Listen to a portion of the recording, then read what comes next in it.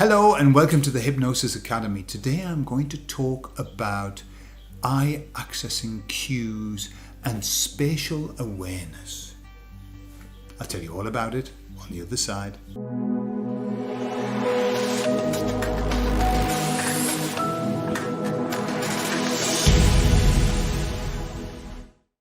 So as a therapist, when I am talking to somebody, what I'm very, very aware of and what I pay a lot of attention to is the way that the person's eyes behave when they are talking about a problem. So I come from the training, my background is in NLP. And so we were taught about eye accessing cues, about the way that when people look up, they're accessing visual. When they're in the middle, they are listening to audio, internal voices, etc., or hearing sounds. And when they look down, they're either talking to themselves or they are accessing emotion. Right? Now, so what I've found is this. How has that helped me? Well, in essence, quite a bit, the training that I had in NLP. But I don't use it, how could I put it? I don't use that training overtly. What I do is I allow myself to pay attention to what I would call eye patterns, eye movement patterns. I've also been trained in eye movement integration, which is fantastic. And it's all linked to the same thing. Let me explain what I mean. When somebody is telling you about their problem, right? I'll give you a typical example. So you say to somebody, so tell me a little bit about that issue. And they go like this.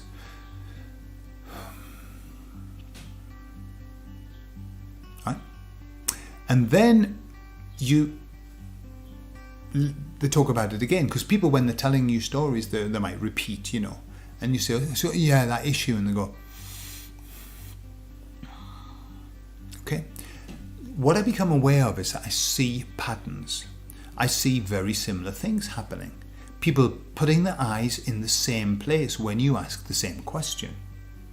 What does that mean? Well, that means that all they're doing is they're accessing information from the brain. Okay? So the eyes are actually going and accessing. For example, if somebody is very sad, they look down, don't they? So you look quite down. People who are sad look down like this. When they're crying, they're going, ooh. Yeah, because they're feeling emotion, because emotion's down here. So if you want to help somebody to stop crying, what you do is you get them to look up and you go, look up here, look up here, look up here, look up here. Okay? Why? Because when eyes move up to the top, it's very difficult to access the emotional part of the brain. So it's visual. You're visual, and when you're visual, you're not, you haven't got that heavy emotion. So it's very important where eyes are going when you're working with somebody. But in essence, you can study it, right? And it's very true, and then many times it's not true at all about what happens with the eyes.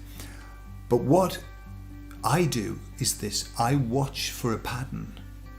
Yeah, so up, middle, down, middle again, up, middle, down, up to the, up to the left, up to the right. Then we do the work. Whatever work we're doing. And then I ask them again, and I'll say, so what happens when you think about that, and look at what I'm doing, when you think about that old problem, right? So I'm telling them that it's an old problem, that's not a current problem anymore, and I'm showing them where it is now. It's gone, past, it's behind them. Yeah, they put it behind them. And then I watch their eyes.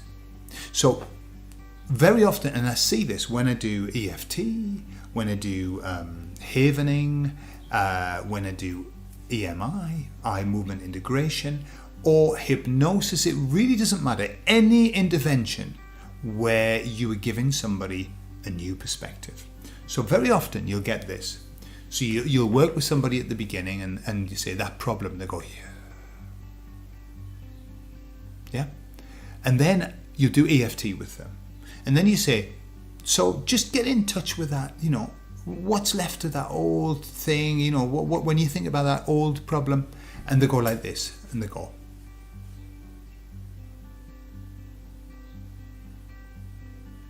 Well, I don't know. I'm struggling to get in touch with it. Okay? You've earned your money. That's when you have earned your money. You know that a change has happened. Why? Because you say, go and check that old issue, and they go up to where it's always been. Yeah? They're going to go and look at something, and then they might say something to themselves, and then they might feel shitty. That's what they've done that for years. And then they go up and they go, ooh, but it's not there anymore. Right? So that's more or less how I use eye access and cues. I get them, check. It's like check. Look at how they're representing it with the eyes. Do some work. Check again. How are they representing it with the eyes? Okay. So what happens is we do a thing called EMI. It's got lots of different names. EMDR, whatever. Eye movement integration. So again, you look at somebody and you say, well, tell me about this problem. They go, oh, okay. So what you do is then you say to them, right, think about that problem. I want you to think about that problem now. And then you start getting them to follow your finger. And you start talking to them about, I use my system, which I'm going to be doing in the next courses that we do. My system is, we're going to do this in hypnosis, and I'm going to be giving hypnotic suggestions because, boy, this is very hypnotic when you are getting somebody to follow your finger, yeah? And you're giving them hypnotic suggestions. Either they're going to concentrate on your finger or they're going to concentrate on your suggestion. They can't do both. It's too much for them, yeah? So you get them to create new pathways. So they're getting in touch with this feeling, this situation, and you're giving them new eye pathways. Afterwards, you see, and quite often with EMI, you'll get them, they'll be like this going, yeah, I'm thinking about it. And they get this like weird thing that happens to them. They go, you say, what happened there? I don't know, but I just suddenly feel like relief. Like when I've experienced it, it's like this pressure, boom, gone. And why? Because you've disconnected the brain with the problem. The brain doesn't know how to connect to that problem anymore. You've ruined the pathway. That's what we're doing.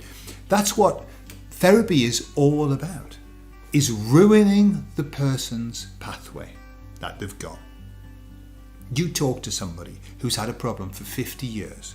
Talk to them today. Talk to them tomorrow. Talk to them the day after. They're going to tell you the same words in the same order. They're going to look at the same things in the same order. They've got this absolutely bedded in. Your job is to mess that up.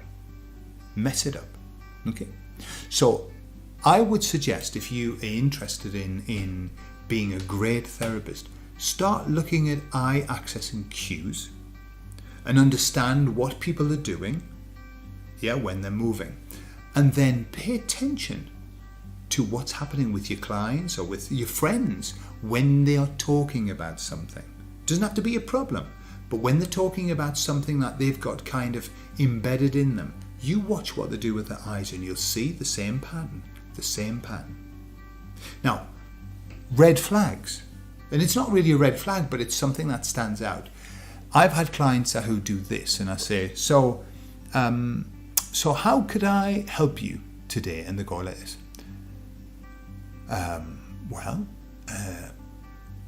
What I'd like is, I think, and they just are stuck in one place. That's really hurt my eyes. That actually, it's hard to do. They're just stuck in one place. That to me is there's something that there's not any flexibility in this. The person doesn't have any flexibility. They need to be able to move through lots and lots of modalities: visual, auditory, kinesthetic. They need to talk to themselves. When you get people who are stuck in one place like this, that sounds to me, the feeling I get is that they're stuck in a problem. The problem, they're absolutely stuck there. Yeah. With those people, eye movement integration is fabulous because it gets them to, you see, imagine that each place that you look at is accessing a different place in your brain. Imagine that you only look at one place. That means you're only accessing one part of your brain. There's little flexibility. If you can get the other person to access different parts of the brain, then they get different perspectives and suddenly they become more flexible, they become more able. Yeah? So definitely worth looking at. And it isn't woo-woo. This is scientific. And it's definitely, however, don't believe everything that NLP says about it being this way, because you get differences. People who are left-handed often have it switched. Some people don't even follow any of those.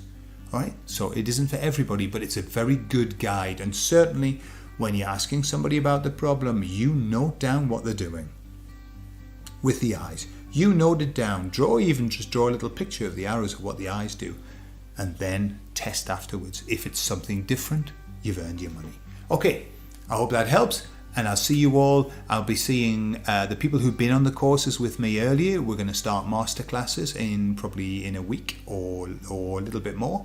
And then in September, we're going to start our courses again, and we're going to be doing all kinds of wonderful things like this, and lots of other interesting stuff like parts therapy and stuff like that. Okay, so have a lovely week, and I'll see you all later. Bye.